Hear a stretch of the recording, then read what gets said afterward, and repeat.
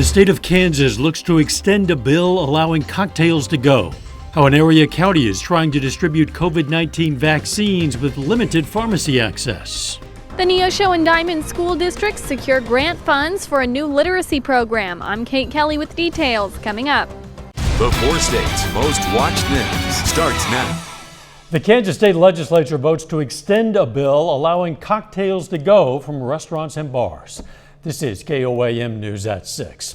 The bill, originally signed into law in June of last year, would extend the sale of to-go cocktails until March 31st. Supporters of the bill say it's been crucial for restaurants and bars to stay open during the pandemic. The extension will now be sent to Governor Laura Kelly to sign into law. New research suggests that people living in areas with fewer pharmacies could have a harder time getting coronavirus vaccines.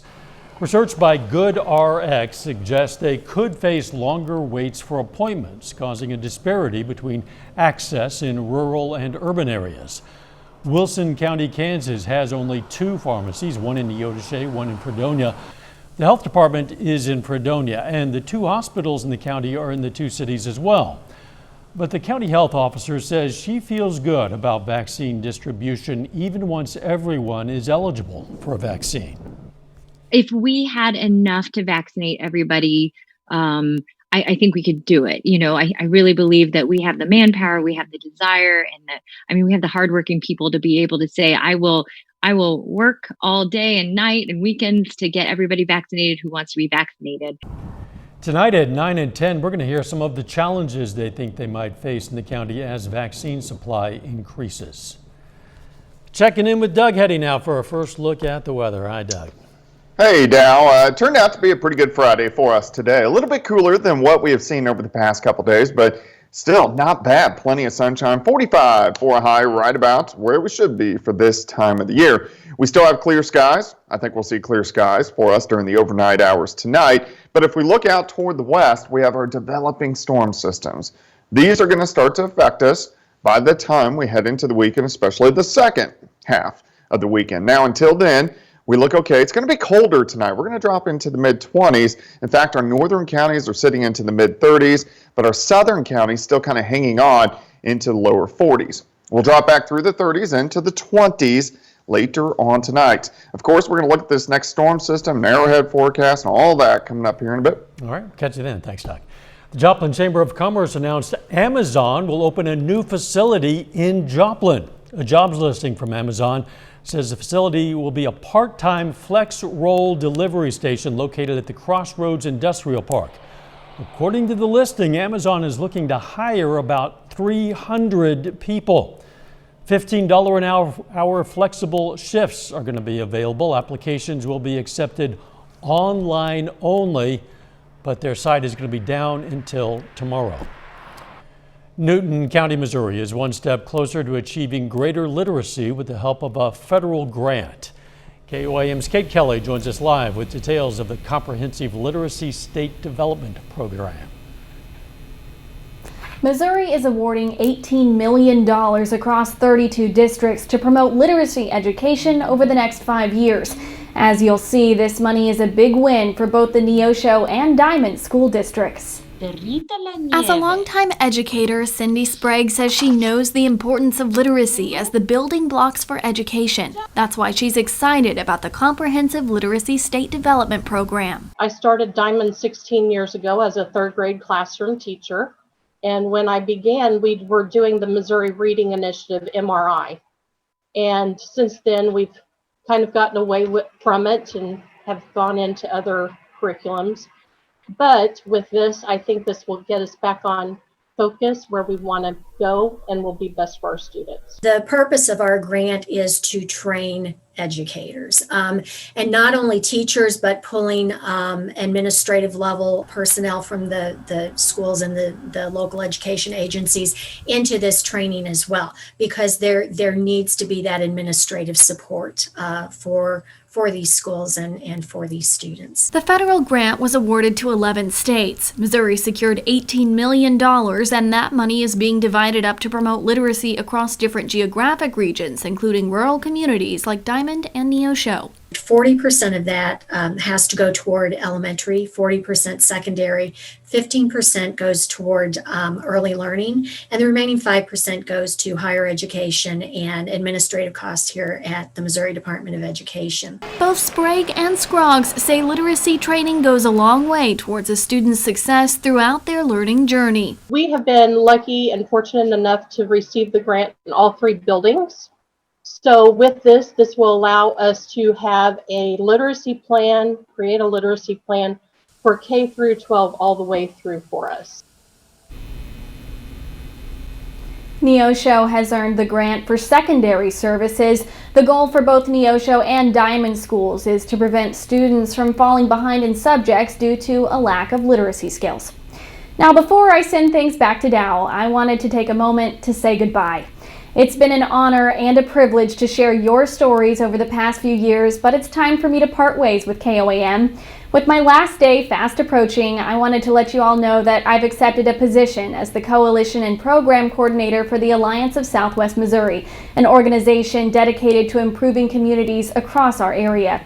I like staying busy, and I'm not ready to give up storytelling completely, so I'm also launching my own videography business called The Legacy Lens. It's dedicated in memory of my grandmother who passed away this past summer. The goal is to record the stories of the loved ones in your life so your family always has them as a keepsake.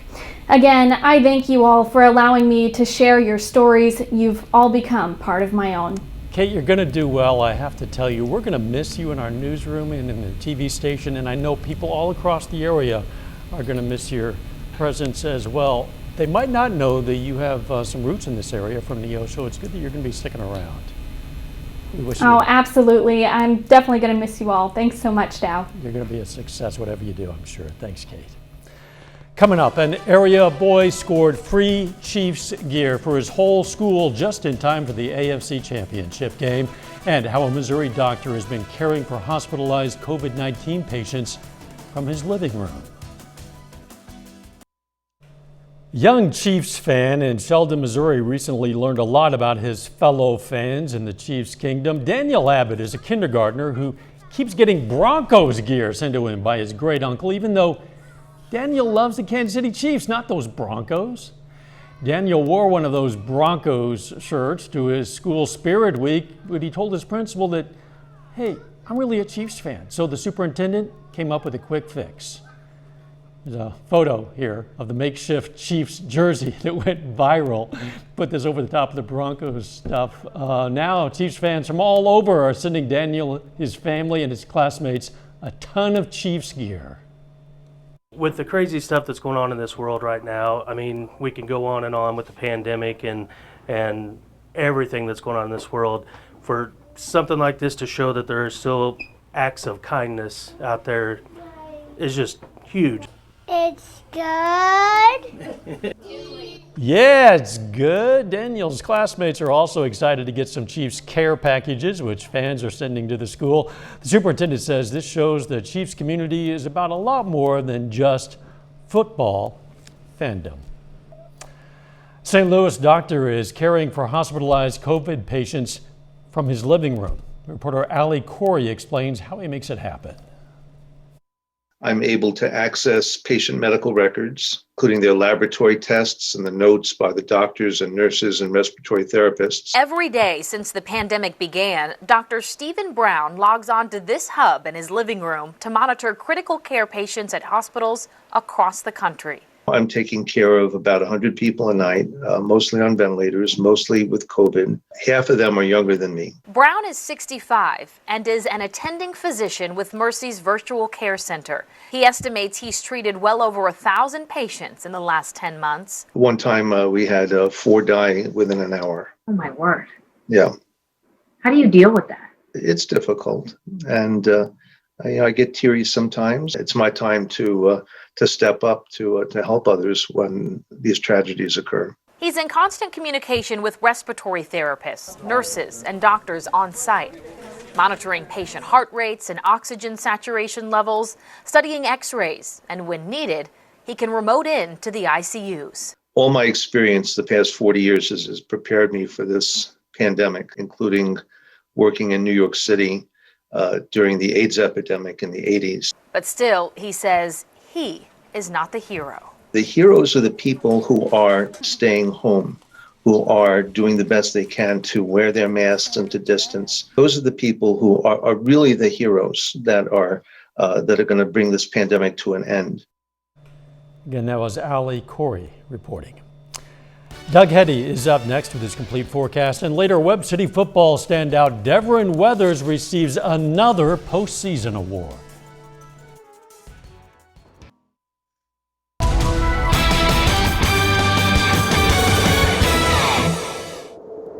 Well, it turned out to be a decent day for us today with the sunshine return, which is always nice, and our temperature is a little bit cooler, but still into the mid-40s, right where we should be for this time of the year. Now, as we look through the next few days, we have two storm systems which are going to affect us over about the next 4 or 5 days. First one is going to roll in by the second half of the week and late tomorrow into Sunday into Monday, and then a brief break, and then another system next Wednesday. Of course, you can always get my long-range forecast on my month-long blog, and that is KOAMnewsnow.com.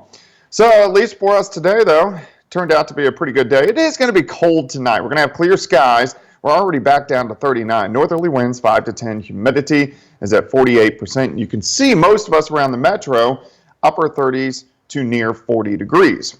Now, if we look at the whole viewing area, our northern counties a little bit cooler. You got 34, Iola, Fort Scott, Nevada, and then we're still hanging on near 40 as you get into our southern counties. We're going to drop back through the 30s, eventually into the mid-20s for us tonight. So it is going to be cold. We're going to have pretty much clear skies like we are seeing outside for us right now. Most of the Central Plains at least decently quiet. Let's go west. Here's our next storm system, the first one, which is brewing out across the western third of the country. This will start to affect us at least with clouds tomorrow, and then rain will start to increase by Sunday. But you can see it spinning out across northern parts of California. It's going to quickly eject out as we work through the next few days. At least for us tonight, we're calm, just kind of cold, mid-20s. We'll start the day with sunshine, and then clouds will start to thicken as we work into the afternoon. We could even see a random shower late in the day. 26 to start, 43 by noon, high temp of 48. South winds at about 10 to 15. So it is going to be a little bit on the breezy side. Showers develop tomorrow night and drizzle. We'll have a few random pockets of showers, but mainly drizzle across the region. And this will last into Sunday morning, just kind of light showers and drizzle as we actually warm up. You can see our winds are going to switch around out of the north late in the day on Sunday, but ahead of it, we should go into the mid-50s. So most of the day on Sunday, cloudy with drizzle, but rain really increases for us as we work into Sunday night. We could even see pockets of moderate to heavy rain. So here's 11 p.m., rain across the region. As we go into the early morning hours on Monday, you can see the yellow and the orange popping up, which is showing us those moderate to heavy pockets of rain. The rain will start to work out by Monday morning, and then we'll get on the back side of the system, and we could see a little bit of snow mixing in as we work through the daytime hours on Monday. I think most of the accumulating snow is going to stay well to the north of the region, but still something we want to watch. If you're heading up to Arrowhead, temperatures colder than what we're going to see. They're going to mainly be in the mid to upper 30s. Some drizzle developing during the second half of the game, but I don't think it will be a huge concern. 48 for us tomorrow, 56 on Sunday, 45 on Monday. Rain and snow chances again on Wednesday. Hey, Doug, you and Jacob and I, we all predicted the scores for this weekend's game. We did this independently of each other. Of course, we're all picking the Chiefs to win, and by pretty similar margins, actually. Jacob thinking by about 3, I'm thinking by about 6, you're thinking by about 5. You picked the lowest total point scores. What are you thinking there? Is that because of the weather conditions? No, I'm going with Mahomes' toe. I think he's going to have a little trouble still moving around. I think they'll win, but I just don't know they'll be as effective as what they normally are. Could be. It'd be nice if they'd have a blowout for a change. Yeah, that would be. As long as they get a win, that'll be okay. Thanks, Doug. Coming up next, it's day 2 of the Freeman Shootout at Frontenac High School, plus a big honor for Webb City running back Devin Weathers. Sports Director Jacob Leonard has those details next. Honda.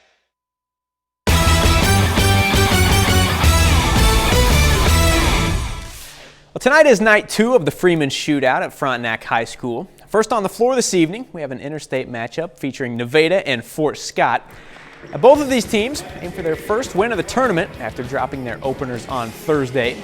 Nevada starts off strong in this one. Back-to-back threes from the McNeely brothers to open it up. First one from Lane. Following that is Logan from the other side. Final seconds of the first quarter now. Gavin Pitt-Lawani sinks this one from the corner. Fort Scott within 4 to close the first. On into the second quarter now. Logan McNeely back to work, straight to the rim, plus the foul. Then Pitt-Lawani got the shot down there, man. Fort Scott down 6 at half. Nevada would pull away in the second half to win at 58-30. Tonight is championship night for the girls bracket at the Southeast Lancer Classic. We got a good one this evening. Erie faces College Heights in a matchup of 2 one-loss teams. That one starts at 7:40. We'll have highlights right here tonight at 10. Webb City's Devin Weathers continues to rack up postseason honors. The senior running back has been named the Max Preps Missouri Player of the Year. Weathers rushed for more than 1,700 yards last fall, scoring 28 touchdowns for the Cardinals. He helped Webb City go 11-2 overall, making an appearance in the Class 5 semifinals. On top of this award, Weathers has already earned all-state recognition, was the COC Offensive Player of the Year.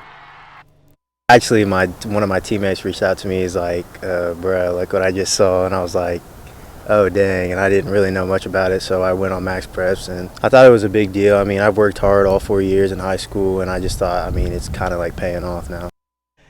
Erie High School senior Mark Bogner signs his letter of intent today to play golf in college. And Bogner signs this morning to join the golf program at Friends University in Wichita.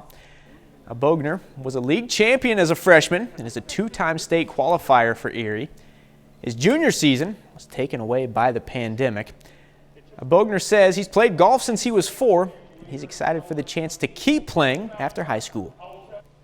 I think once I went into high school, I kind of, after that first year of golf, freshman year, I was able to kind of point out what I wanted to do and didn't know where I wanted to go yet, but definitely knew I wanted to play college golf. We just feel so excited about the upside and the opportunities that he brings to not only our golf team, but the culture of Friends University, our campus, and we just thought he was a winner. That's a look at sports. We're back with more news right after this. Take time now to honor a local veteran. Eric Curon served in the U.S. Army from 1984 to 1996. His hometown, Yates Center, Kansas. He received a Sharpshooter Medal and an Army Service Ribbon, and we salute Eric Curon, a 4-state hero. Jordan Abbey joins us now with a look at what's coming up on our sister station, KOAM News at 9 on Fox 14. Out tonight at 9, going to tell you about a few changes happening in Carl Junction, Missouri. The city's only indoor skating rink is closing. We'll tell you what store wants to relocate and buy that skating rink property. Plus, American Airlines introduces us to something that is something to do with grapes, not flights. And we'll hear from the girlfriend of the so-called Pharma Bro. That and much more coming your way tonight at 9. Thanks, Jordan. Let's check in now with Doug for a final look at the weather. Doug.